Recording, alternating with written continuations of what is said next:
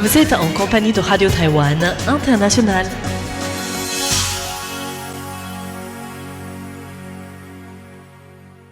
Bonjour et bienvenue en compagnie du service français de Radio Taïwan International. En ce samedi 25 mars, nous vous invitons à suivre le courrier des auditeurs. Hello. Guten Tag. Bonjour. Здравствуйте. Hola. Konnichiwa. Xin chào. Sawadee ka. Bonjour à tous et bienvenue si vous nous rejoignez juste pour ce courrier. Ici Elisa Dufaux Et François-Xavier Boulet. Merci. Alors, on vous souhaite un bon appétit si vous mangez en nous écoutant. Ça peut arriver, il paraît. Voilà, non, je dis ça parce que c'est ce qu'on a reçu dans un courrier il n'y a pas si longtemps que ça. D'accord. Voilà, Un donc petit clin d'œil. bonjour à tous. On va bien sûr répondre à vos questions. Tout On à va fait. annoncer des gagnants de concours Mhm. et on va commencer par une petite annonce et par le rappel des concours. Alors la petite annonce concerne le changement de fréquence qui Voilà. va bientôt arriver. Tout à fait, puisque à chaque changement d'heure, donc à chaque dernier dimanche du mois de mars, il y a la nouvelle saison radiophonique qui commence. Ça ne veut pas dire que l'été est là, mais on a eu un bel équinoxe de printemps. Enfin, j'espère qu'il était beau chez vous aussi. Et ici, ça veut dire que les nouvelles fréquences sont là. Alors, vers l'Europe, rien ne change, c'est toujours 6005 kHz diffusé depuis l'antenne de Köstinbrod, donc pas loin de Sofia, en Bulgarie, vers l'Europe et le nord-ouest africain également. Et toujours Donc- pareil à 19h, 19h30. Tout à fait, temps universel, donc 6005 kHz, ça ne change pas. C'est diffusé à 250 kW et 276 degrés pour les plus férus d'ondes courtes parmi vous. Et ce qui change par contre, c'est la fréquence vers notre diffusion dominicale vers l'Afrique. Alors, si vous écoutez l'émission du jour diffusée sur cette fréquence africaine, ça veut dire que vous êtes déjà au courant de cette nouvelle fréquence. Mm. Voilà, alors quelle est-elle cette fréquence ? C'est la fréquence 13 835 kHz, pareil, de 19h à 20h. Voilà, donc ça c'est tous les dimanches, c'est par l'antenne relais d'Issoudun de Radio France Internationale, donc dans le centre de la France, ce plat Berry qui est le mien, comme le chantait un ami berrichon qui m'est cher. Non, je dis ça parce que je suis originaire du Berry tout simplement. Ah, d'accord. Je suis pas très loin d'Issoudun. On a un auditeur aussi, très fidèle, qui est parmi les premiers à nous répondre chaque année au changement de fréquence en disant qu'il n'est pas très loin d'Issoudun et du coup il arrive à capter. Bon, généralement quand on n'est pas loin de l'antenne, si c'est pas prévu pour juste à côté de chez nous, on reçoit plutôt bien. Donc c'est pas forcément fiable. En tout cas, c'est pas les mêmes conditions d'écoute que nos auditeurs qui nous écoutent en Afrique. Mais on est toujours ravis, bien sûr, de recevoir des rapports d'écoute, même si ça vient du Berry, et surtout si ça vient du Berry, mon petit pays, mon petite patrie, comme le disait l'autre chanson. Alors, on va tout de suite passer au rappel des concours. Oui, bien sûr, là, on est parti loin. Alors, donc ça, c'était pour les fréquences. On a un Le concours rappel des mensuel. concours, eh bien, oui, on a des concours en cours pour tenter de remporter des cadeaux de la radio. Alors, le concours mensuel concerne la francophonie. Voilà, le concours pour le mois de mars. Je vous rappelle la question. Quels sont les pays francophones à Taïwan qui organisent le mois de la francophonie ? Voilà, Voilà. donc il y en a plusieurs qui font partie qu'on appelle du comité organisateur de la francophonie, qui est en fait sous l'égide de l'Alliance française à Taïwan chaque année. Donc quels sont ces pays co-organisateurs ? À vous de nous le dire. Il y Ça aura peut 9 être gagnants. des ambassades directement Oui, pardon. francophones. Alors, je le dis au pluriel, même si je pense qu'il faut Oui, ou enlever des le centres S. culturels. Exactement. Et Voilà. après, bon, il y a aussi en fait d'autres pays participants de manière indirecte. Il y a les départements de français de diverses universités, etc. On peut préciser un indice, c'est qu'il Oui. y en a 6 à nommer. Voilà, 6 pays à nommer pour tenter de remporter. Tu disais, il y a 9 gagnants. Ils vont gagner quoi ? Un stylo multifonction Ah, c'est bien qui ça. peut faire porte-téléphone, Oui. stylo bille, stylo tactile, tournevis Mhm. ou encore Double décimètre. double décimètre. Alors, c'est pas tout à fait double décimètre comme le soulignait Floriane la semaine dernière, puisque la graduation, elle fait la longueur du stylo seulement, donc c'est plutôt 10 cm. Quoi. Donc D'accord. c'est pas un double, c'est un décimètre. Voilà. Et Voilà, elle est mais fichée c'est de pratique. RTI. Eh oui, et ça plus. faisait longtemps qu'on n'avait pas eu de petits gadgets de RTI comme cela.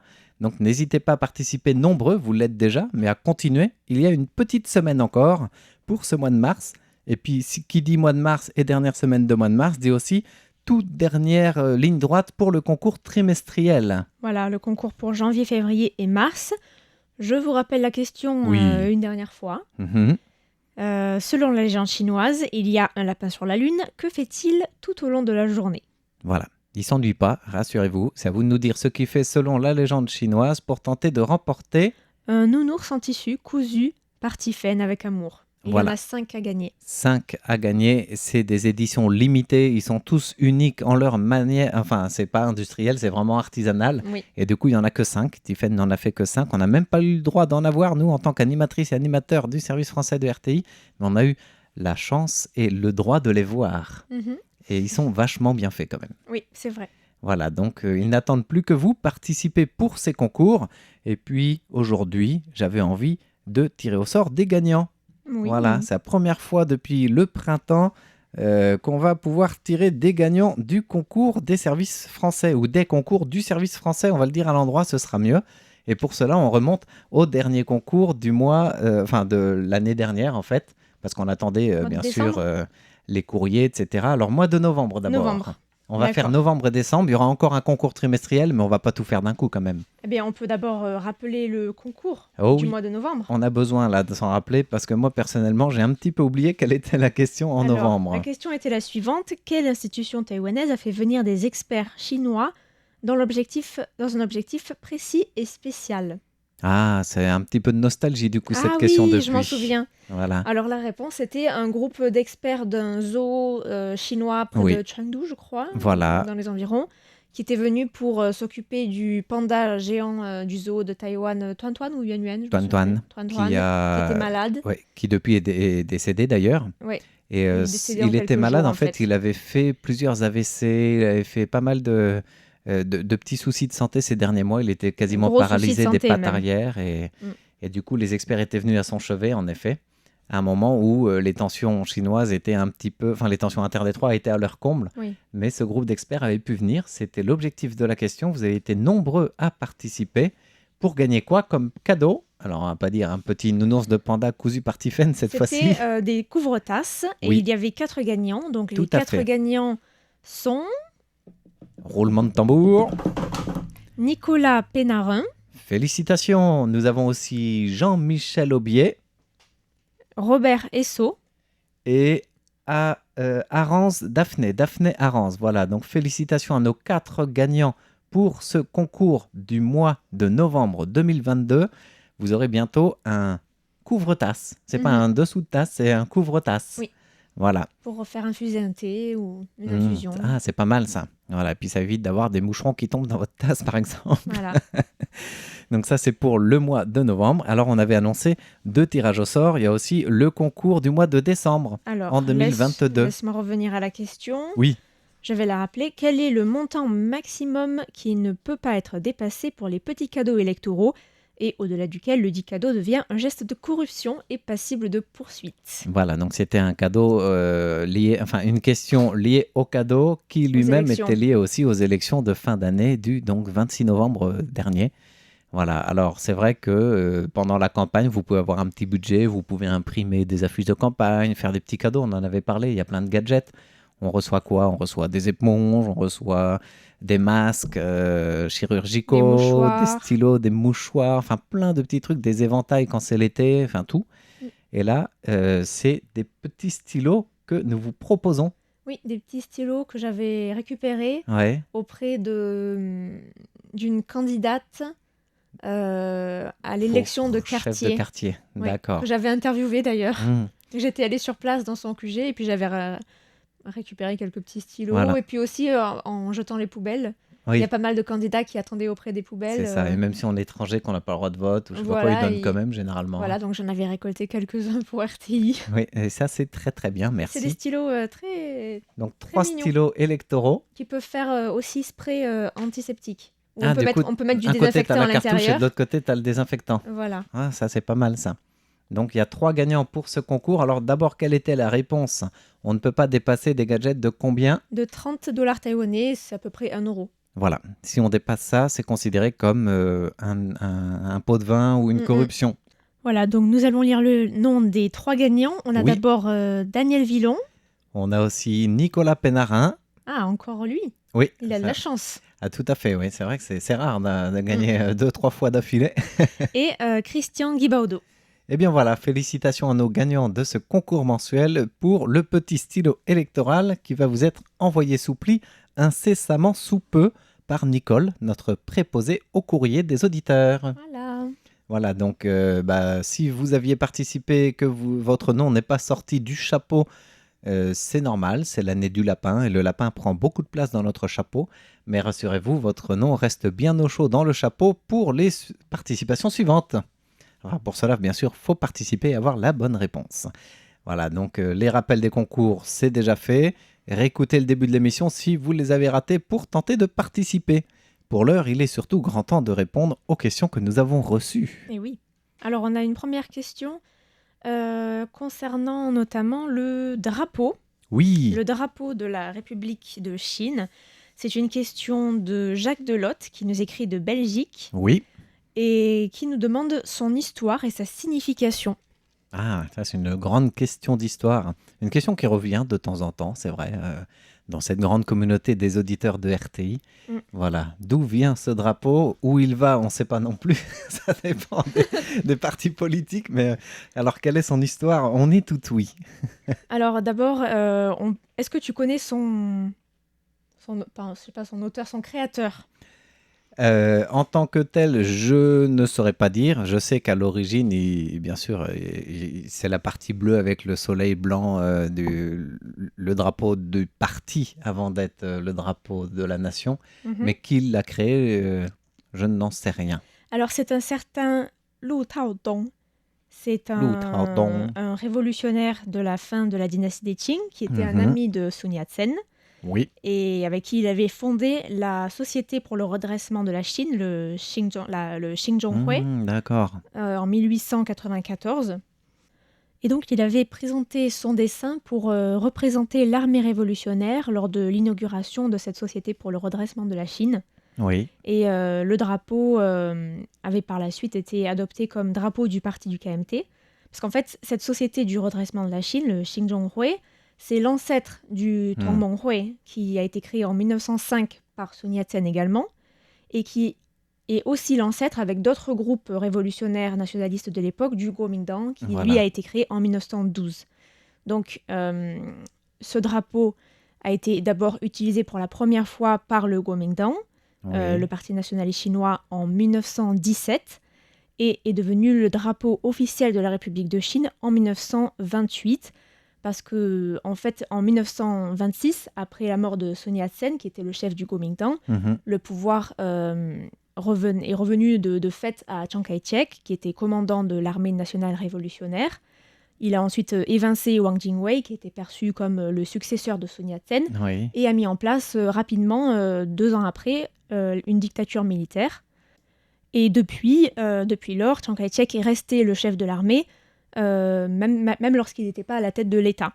Mhm. Et la République de Chine est devenue donc très rapidement un régime à parti unique, quelques années à peine après sa création. Et c'est pour ça que le drapeau du KMT a été repris pour l'emblème du drapeau de la République de Chine. Voilà, donc ce drapeau dont on parle, il n'avait pas encore toute la partie rouge, il Voilà. était que le fond bleu et le soleil blanc, c'est bien ça? Tout à fait. Donc ce drapeau bleu ciel avec un soleil blanc, en chinois c'est Qingtian Bai Re Qi, Mhm. qui était vraiment le drapeau du KMT, a été ensuite repris et mis dans le coin en haut à gauche. Et Voilà, on y a ajouté le rouge, ou la terre rouge comme c'est appelé. C'est Sun Yat-sen qui l'a ajouté à l'hiver 1906. Mhm. Parce que le rouge symbolisait le sang des martyrs de la Révolution. Voilà. Cette révolution de Donc, 1911, ceux qui a s'étaient levés abouti- contre les dynasties. voilà, le soulèvement de Wuchang qui a Mhm. abouti à la révolution de 1911 et à l'établissement de la République de Chine en 1912. Voilà. Mhm. Voilà, donc l'histoire, c'est ça.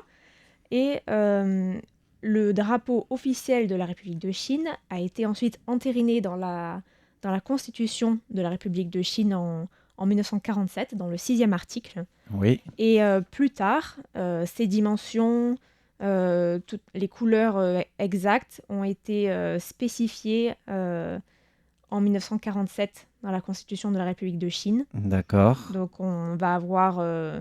et en 1954, il y a eu une loi sur l'emblème national et le drapeau national de la République de Chine qui précise encore davantage les ratios, l'utilisation et la gestion du drapeau.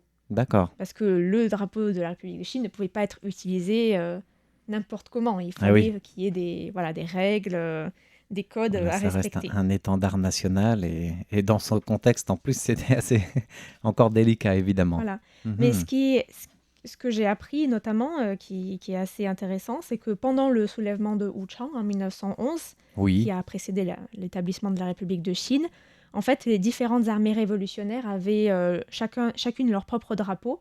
Et Tout à ce fait. drapeau au ciel bleu avec un soleil blanc de Lu Haotong était utilisé dans les provinces de Guangdong, Guangxi, de Yunnan et de Guizhou, donc en fait dans le sud de la Chine, D'accord. puisque Sun Yat-sen était originaire du sud de la Chine. Mhm. Donc ce drapeau a toujours été préféré, on va dire, par les révolutionnaires du sud de la Chine, Mhm. tandis que dans d'autres régions, c'était plutôt, notamment dans le nord, c'était plutôt le drapeau à 5 couleurs, qui Ah était oui, utilisé le comme drapeau à drapeau 5 national bandes.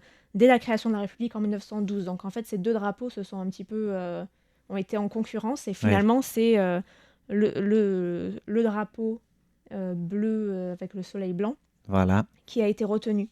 Sachant que du coup, que le bleu, il est moins bleu ciel aujourd'hui.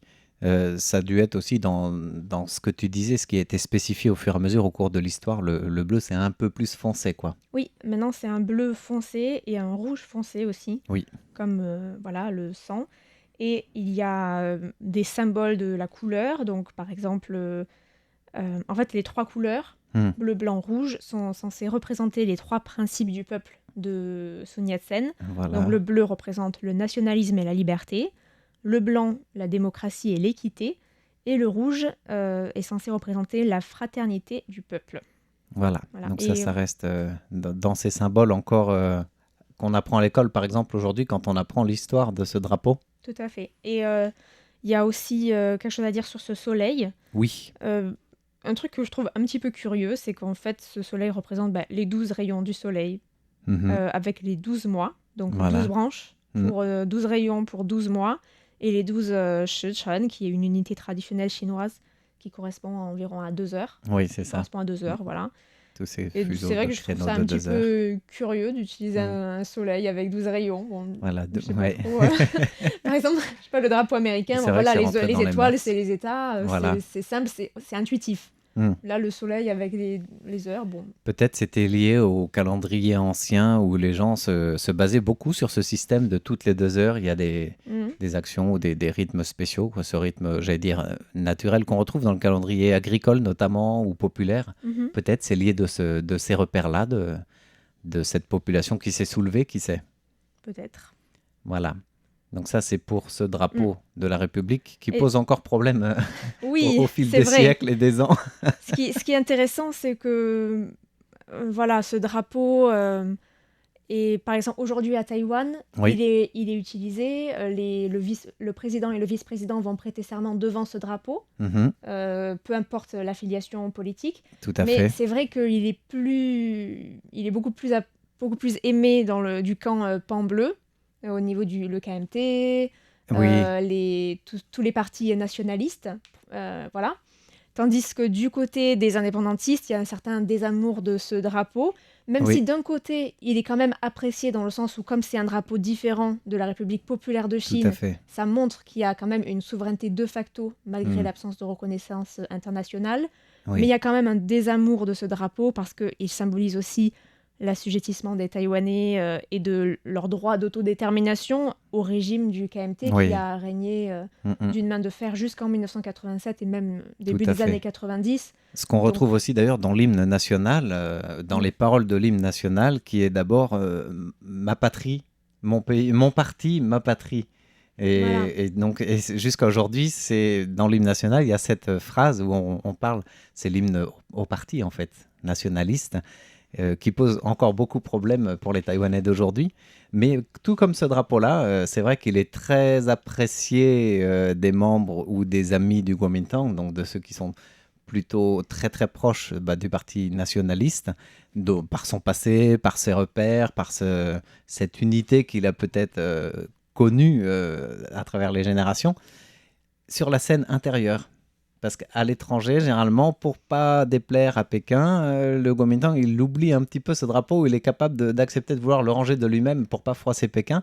Et c'est l'inverse, comme tu disais, vis-à-vis de ceux qui sont plutôt indépendantistes ou taïwanais en cette contrat par rapport à la Chine.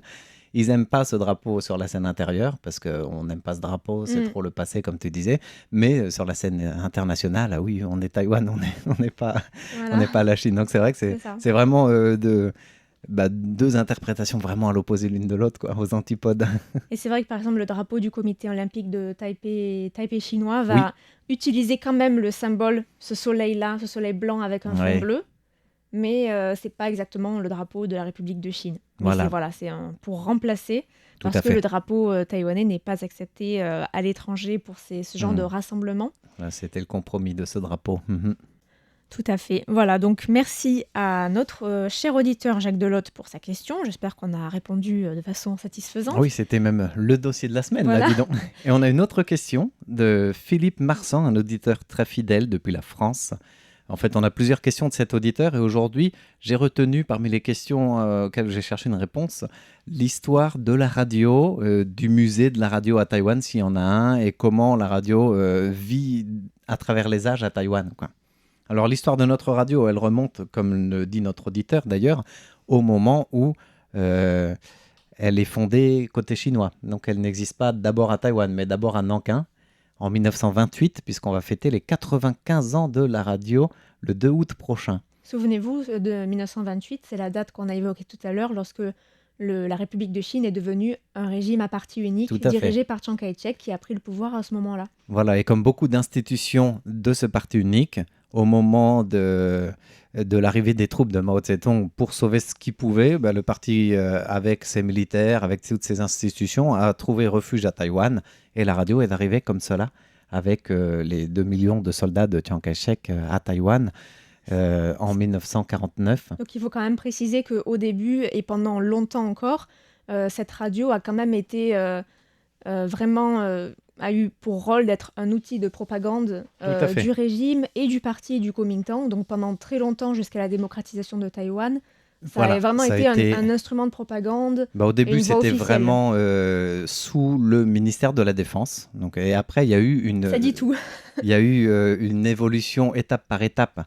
Après, la partie propagande a continué pour la radio du parti, Kuomintang, donc qui est devenue une radio, j'ai oublié le sigle, et il y a eu une scission avec la radio telle qu'on a aujourd'hui, RTI, avant même que ça devienne avant même la démocratisation et que ça devienne une radio internationale comme aujourd'hui, il y a eu une scission parce que ça rapportait pas de sous, tout simplement.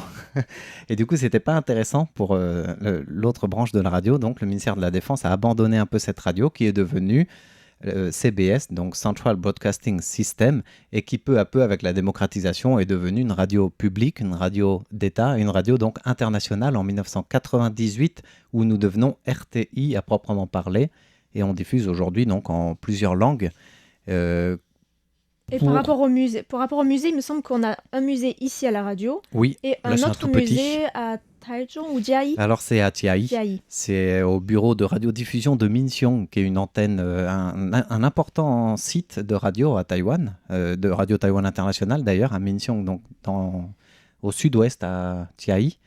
Et là, c'est vraiment ce musée de Jiayi qui est intéressant, c'est le musée national de la radiodiffusion à Taïwan. Le petit musée qu'on a ici au 2e étage de RTI à Taipei, c'est plutôt une salle d'exposition, mini musée pour les visiteurs qui viennent nous voir ici, quoi, au siège de la radio. Et le musée national de la radio a été fondé en 1999. Du coup, c'est assez tard finalement.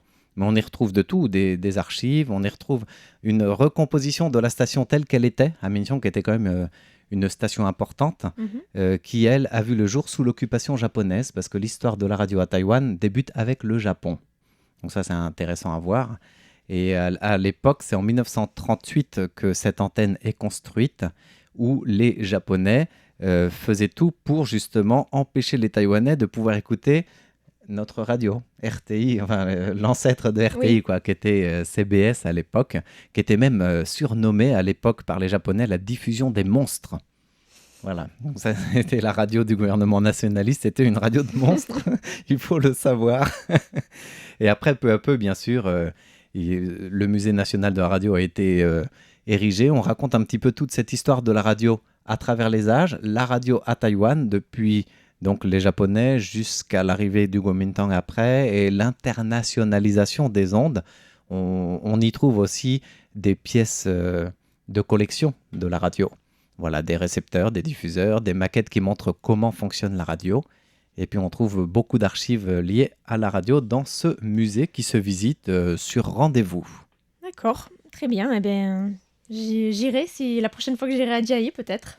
Voilà, Ça a et il y l'air a même, intéressant. ouais, et il y a même un lien de visite virtuelle de ce musée disponible dans plusieurs langues, dont le français. D'accord, très Voilà, bien. donc c'est intéressant. Chacun peut essayer de faire sa petite table de mixage, son émission, écouter des petites choses comme ça. Ok, eh bien, merci François-Xavier Boulet et merci à Philippe Marsan pour sa Surtout. question. Surtout, oui, merci à notre auditeur. Et je crois qu'on a une dernière petite question.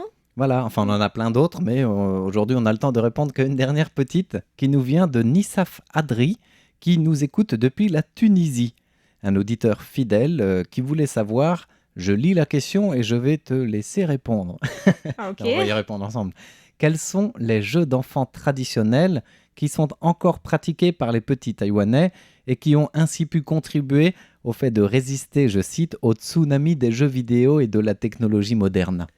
Alors, c'est vraiment une vaste question et on N'est-ce a pas? très peu de temps. Donc, d'ailleurs, d'abord, je commencerai par dire que il n'y a pas beaucoup de jeux vraiment très traditionnels, je crois, qui sont pratiqués par les Taïwanais actuellement, à part, on va pas parler des sports. Non, Voilà. voilà, mais c'est Mais vrai les que... sports, quand même, oui, on va oui, dire. mais dans les Mais pratiques Pour les jeux, traditionnelles... moi, je connais pas beaucoup de jeux traditionnels. Je connais, il y a des sortes de jeux de loi, Mhm. des sortes de serpents, Il y des a- trucs un oui. petit peu similaires Il y a les échecs en chinois Europe. aussi, Oui, il y a les voilà, avec échecs. un genre de jeu de Go où on voit quand même pas mal Mhm. d'enfants y jouer un petit peu. Et C'est puis... plutôt des vieilles personnes quand même dans les parcs Ah, qu'on dans les voit parcs, jouer. oui, mais quand tu vois les enfants à l'école primaire, ils Mhm. apprennent ça. Enfin, moi, Bon. j'ai des enfants à la maison et quand il y a des copains qui viennent ou quand ils vont chez des copains, ils jouent pas mal à ça. D'accord. Voilà, donc les Ok. échecs chinois, les petits hélicoptères en bambou, ça c'est pour les tout petits, tu sais, Oui, les petits oui. trucs que tu confectionnes toi-même puis tu fais voler comme ça. Mhm. Il y a quoi encore? Bon, Les le toupies. diabolo, mais c'est plus lié au sport. Les toupies, beaucoup. Les vieilles Oui. toupies en bois, là, les belles toupies en bois. Voilà, et ça, c'est pas toujours facile à manier d'ailleurs. C'est vrai. J'avais d'ailleurs fait une vidéo il y a plusieurs années sur les toupies en bois de Oui, Dashi. Je à vous invite Dashi. à retourner la visionner si Voilà, vous avez oublié. Vous tapez Dashi, D-A-X-I, Oui, Toupie, toupies. sur notre chaîne Taïwan. YouTube et vous verrez, c'est impressionnant. Voilà. Il y en a qui font vraiment plusieurs des kilos. Hein. énormes. Ouais. Mm. Et alors réussir à faire tourner ça, c'est Et tout c'est un encore sport. considéré comme un art traditionnel, un artisanat traditionnel à Dashi. Tout à fait. Et les enfants, généralement, ils aiment bien en avoir une quand tu vas visiter Dashi ou quand tu vas dans les DIY, là, des petits Mhm. ateliers. Tu vas finir de poncer le bois toi-même et puis après la peindre ou Mhm. comment dire, la personnaliser à ton goût. Et puis après, on t'apprend à attacher la ficelle, voir comment faire tourner cette toupie. Moi, perso, j'arrive pas trop à la faire tourner longtemps.